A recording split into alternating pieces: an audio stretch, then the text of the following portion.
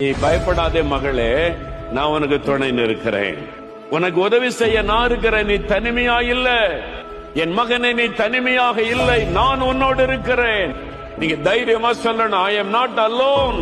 நான் தனிமையா இல்ல, இயேசு என்னோடு இருக்கிறார். என் இன்ப துன்ப நேரம் நான் உம்மை சேருவேன்.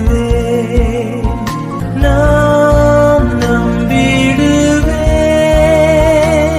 பாரில் உம்மை சார்ந்திடுவேன். இவரே நல்ல நேசர், இயேசுவே என்றும் தாங்கி நடத்துவார்.